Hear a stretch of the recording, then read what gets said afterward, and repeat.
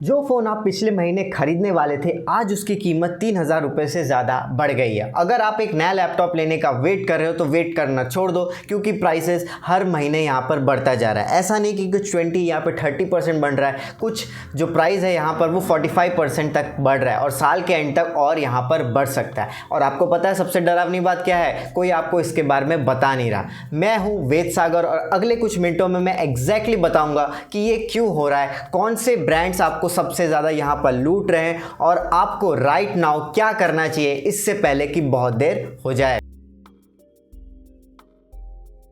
अब आप यहाँ पे ज़रा सोचिए, आप क्रोमा में जा रहे हो या फ्लिपकार्ट पे अपना स्क्रॉल कर रहे हो, आपको एक नया वन प्लस या सैमसंग का मोबाइल खरीदना है, उसके लिए आपने पैसे सेव किए और अचानक से यहाँ पे प्राइस पिछले हफ्ते से बिल्कुल अलग है। ये कोई ग्लिच नहीं है, ये कोई सेल ख़त्म नहीं है। ब्रांड्स एक्टिवली उन फ़ोन्स की प्राइसेस को यहाँ पर बढ़ा रहे हैं जो ऑलरेडी यहाँ पर स्टॉक में पड़ा हुआ है, और वो भी बिना किसी अनाउंसमेंट के। अगर डेटा की यहाँ पर बात की जाए तो इंडिया में जो एवरेज स्मार्टफोन प्राइस 2026 के क्वार्टर वन में देखा गया वो करीब 29,200 का रिकॉर्ड हिट कर चुकी है।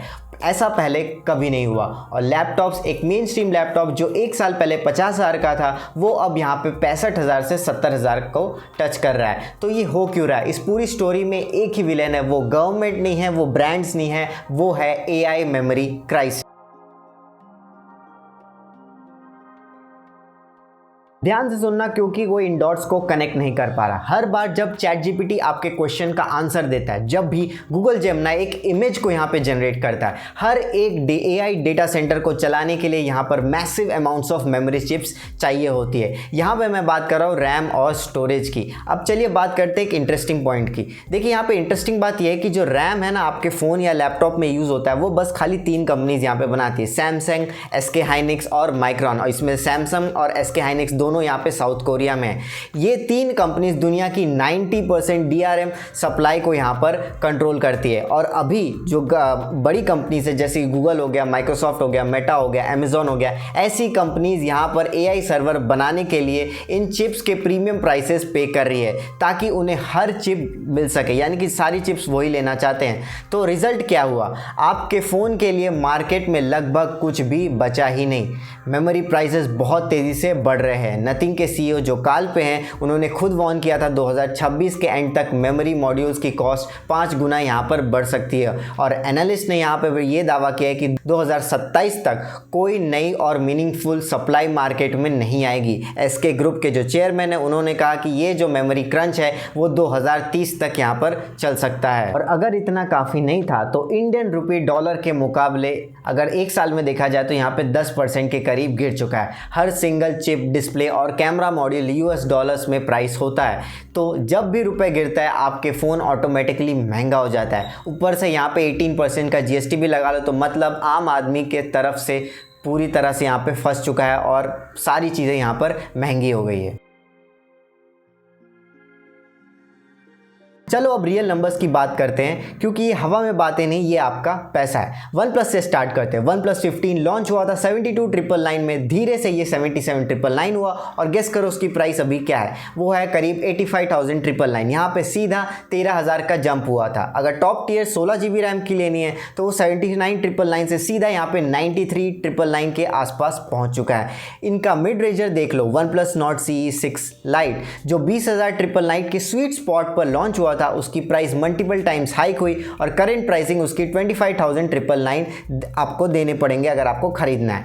अब आते हैं बजट किंग्स के ऊपर, जो कि Xiaomi और Redmi। अंडर 10,000 वाले बेस लाइन प्रोडक्ट्स तो मार्केट से गायब ही हो रहे हैं, क्योंकि एक 10,000 के फ़ोन में मेमोरी अब टोटल मैन्युफैक्चरिंग कॉस्ट का ऑलमोस्ट 40% अकाउंट यहाँ पे करती है। अगर डेटा के हिसाब से बात की जाए तो 10,000 के जो भी फ़ोन्स होते हैं वो इस साल पहले ही हाफ में 17.6% का मैसिव प्राइस हाइक देखने को मिला है। ब्रांड्स इस कॉस्ट को अपनी पॉकेट से एब्जॉर्ब नहीं कर सकती, तो फाइनल बिल यहां पर कस्टमर को ही पे करना पड़ेगा। अब देखो एप्पल यहाँ पे कितनी स्मार्टली यहाँ पे काम कर रहा है। ऑफिशियली एप्पल ने इंडिया में आईफोन्स की प्राइसेस को नहीं बढ़ाया है, लेकिन बिहाइंड द सीन्स उन्होंने एक चीज़ चेंज कर दी है जिसे कहते हैं डिमांड जनरेशन सपोर्ट। ये वो बैक एंड मार्जिन और सब्सिडीज़ होती है जो वो लोकल शॉप्स और ऑनलाइन प्लेटफॉर्म्स को देती है ताकि आपको यहाँ पे डिस्काउंट मिल सके। उस चीज़ को यहाँ पे एप्पल ने विड्रॉ कर लिया। इसका नतीजा हुआ क्या है कि जब भी आप स्टोर पे बाई करने जाते हो, मान लीजिए आईफोन 15 या फिर आईफोन 16 बाई करने जाते हो, तो एक्चुअली में आपको 5,000 रुपये ज़्यादा पड़ेगा। साथ ही में यहाँ पे जो 12 से 24 महीने का जो आपको नो कॉस्ट EMI मिलता था वो भी यहाँ पर हटा दिया गया है। लेकिन इसका मतलब ये नहीं है कि यहाँ पे जो एप्पल के प्रोडक्ट्स है उसके प्राइसेस बढ़े नहीं। एप्पल ने अपने प्राइसेस यहाँ पे बढ़ाए हैं। जैसे कि मैक्स के आईपैड्स के लिए तो एप्पल ने छुपाने की कोशिश भी नहीं की, उन्होंने ग्लोबली प्राइसेस हाइक कर दिया। रीज़न दिया है कि rising unified memory and storage cost. India में इसका मतलब है कि 10,000 से लेकर 1 लाख तक का यहाँ पे प्राइस इंक्रीज हो चुका है।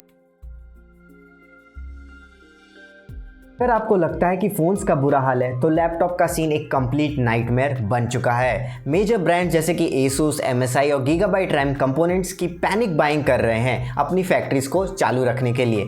एनालिस्ट ने यहाँ पे कंफर्म कर दिया है कि जो कंज्यूमर रैम की जो प्राइसेस है वो Q3 और Q4 में हमें फिर से बढ़ते हुए दिख जाएगी। जब आपको इसको इंडिया में एक फिनिश लैपटॉप के प्राइस से जोड़ते हो तो एक मेन स्ट्रीम या स्टूडेंट या फिर ऑफिस लैपटॉप जो पिछले साल 50,000 रुपये आप खर्च कर रहे थे वो तेजी से आप 65,000 से 70,000 तक आपको यहाँ पर खर्च करना होगा। और जो 30,000 का जो एंट्री लेवल लैपटॉप्स एक बजट बायस पहुंच से बाहर होते जा रहे हैं। तो अभी आपको क्या करना चाहिए? नंबर 1, अगर आपको सच में एक फ़ोन या लैपटॉप की नीड है तो अभी उसे खरीद लो, अगले महीने नहीं, दिवाली के बाद नहीं, क्योंकि प्राइसेस यहाँ पे बढ़ने ही वाली है। नंबर 2, अगर आपका बजट यहाँ पे टाइट है तो लास्ट जनरेशन की फ़ोन जैसे कि OnePlus 13 हो गया या फिर जो भी वीवो के मॉडल्स है उनके जो प्राइसेस है वो अभी एग्रेसिवली यहाँ पर हाइक नहीं हुआ है, तो आप उनको यहाँ पर बाई कर सकते हो। नंबर 3, देखिए जब तक बैंक्स EMI का ऑप्शंस दे रही है तो उसका आप यूज़ करो, क्योंकि वो अभी विंडो वो बंद नहीं हुआ है, EMI ऑप्शंस अभी भी आपको यहाँ पर मिल रहा है। नंबर 4, अगर लैपटॉप लेने का सोच रहे हो तो करंट स्टॉक में जो लैपटॉप्स है जिनके प्राइस हाइक नहीं हुए उसको यहाँ पे उठा सकते हो, क्योंकि आने वाले कुछ महीनों में देख सकते हो कि लैपटॉप की जो प्राइस है वो भी यहाँ पर बढ़ जाएगी। ये मेमोरी क्राइसिस रियल है, ये अभी ही हो रहा है और ये जल्दी ठीक होने वाला नहीं है। ब्रांड्स यहाँ आपके दोस्त नहीं है, वो बस आपके कॉस्ट आपकी पॉकेट पर डाल रहे हैं। अगर इस वीडियो से आपको कुछ समझ आया कि एक्चुअली चल क्या रहा है तो उस लाइक बटन को स्मैश करो और इस वीडियो को कम से कम उस इंसान के साथ शेयर करो जो एक नया लैपटॉप या फिर फ़ोन खरीदने का यहाँ पर सोच रहा है। आप लिटरली उसके हज़ारों रुपए यहाँ पर बचा पाओगे। सब्सक्राइब करो अगर आप चाहते हो कि मैं ऐसी प्राइस हाइक्स को ट्रैक करता रहूं और आपको बताऊं कि एग्जैक्टली खरीदने का सही टाइम क्या है। I will see you in the next one. तब तक के लिए जय हिंद।